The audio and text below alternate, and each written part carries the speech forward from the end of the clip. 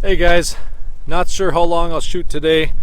I wanted to get outside because I just always feel like it's kind of boring for you guys if I'm just sitting in my car or at my desk, but it's kind of nasty out today. It's not that cold, but it's just rainy and sloppy and gross out, and trying not to get too soaking wet here before I got to get back to work. But wanted to just kind of talk a little bit about the experiments over the weekend here. If you've been watching the videos from the weekend, you'll see Saturday I went out on a photo walk with our friend Tam. He asked me to go along, and that was a lot of fun. And then I went out for a bit that afternoon and was able to take some pictures of all the snow and a nice blue sky. And then Saturday evening got some really cool fog coming up off of the snow and the fields and everything as the temperatures were changing. And have been working through getting some of those images edited, and there's some pretty cool stuff in there where the sunset, bright golden lights and lots of color was coming through all that mist, and it was really some cool stuff. So keep on the lookout for those both on Instagram and on the blog. And then Sunday morning got up and went out not super early because it took a long time to get light out. It was real foggy and overcast and everything else, and I was working. I gave myself the practice, I guess you'd say, of two things. Number one, shooting off of a tripod, which is something I don't do anywhere nearly often enough, but it was really beneficial. I think it helped me slow down a little bit, think about my compositions, and not only that, but just help give those images, because of the conditions being a little dim, gave those images a little extra solidness. There wasn't as much chance of camera blur or things like that from shooting at slower shutter speeds, and I didn't have to crank up my ISOs at all. So that was really cool. And the second thing I did is I made an effort to really focus a lot on shooting with my 10-24 wide angle lens. And a couple observations with that I wanted to share with you guys, which for some of you, I understand you may know this already, and some of you may not have a lot of experience in that area.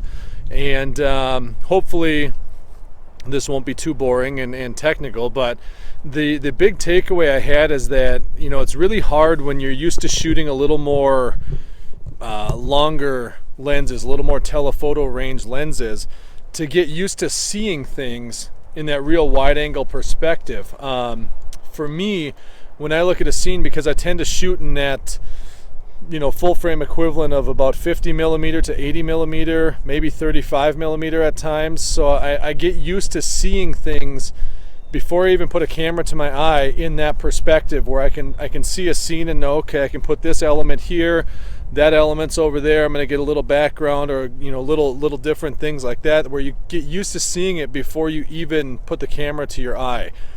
And with that 10-24, 10 millimeters feels like it's so wide, but I think it can be really effective, and I think I made some pretty decent images with that real wide angle view. And it takes a little more care and a little more planning on each shot to be able to, I guess you'd say, narrow down your subject matter, your focus in, not necessarily focus in terms of what's sharp and what's not, but as far as what a clear subject is of that image. It makes you really pay attention to all the elements in a frame, because you get a lot of information, and it can be easy for that scene to be very overwhelming. So but some really cool stuff, some nice wide angle stuff, which is always a challenge here when we don't have a ton of big wide open spaces with big skies like you see in the mountains or places like that. So the other interesting thing about it was how you really don't notice when you're shooting at, say, 50 millimeters as much, but when you're shooting at 10 millimeters or 15 millimeters or something like that on that wider angle end of things, you really notice how much just subtle, slight movements in a camera angle, say a slight upward angle or downward or things like that, it really becomes noticeable how much you see things, change, like the lines. For example, if you're shooting some trees or something, if you want to shoot at a little bit more of an upward angle on there, with that wide angle lens, you have to be either real careful to help control that distortion that's going to happen naturally with the lens, or which is kind of the path I've chosen to do, is just kind of embrace that distortion and use it for effect in the image to kind of give that sense of grandness, a sense of open space, a sense of bigness that's going to happen when you shoot like that. So really kind of a different way of thinking. Wonder, for you guys, if you do any shooting with those wide angle lenses, what are some things you do to help frame your scenes, or any tips or tricks you guys have? I'd be curious to know as well, because I'm still, like I said, getting used to shooting that wide angle. So for now, because it is getting more and more wet and cold here, and I don't want to be soaking wet when I get back to work, I'm going to jump back in the car.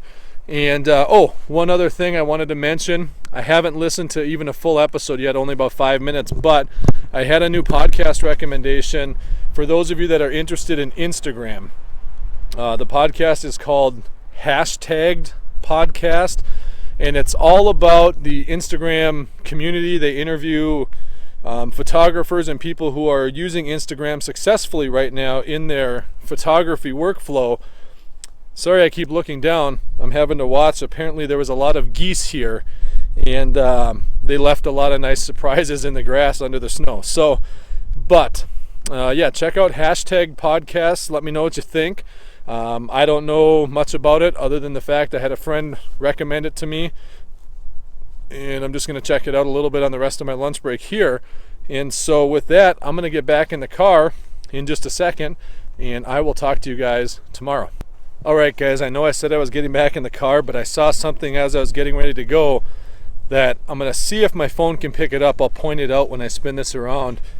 But there seems to be a lot of muskrats over here just outside, offshore a bit, and they keep popping up, and they're sitting on the ice eating and doing whatever muskrats do. So I'll spin around and show you, and we'll see if we can point them out to you. Wish I had a camera with a good zoom for video, but what are you going to do?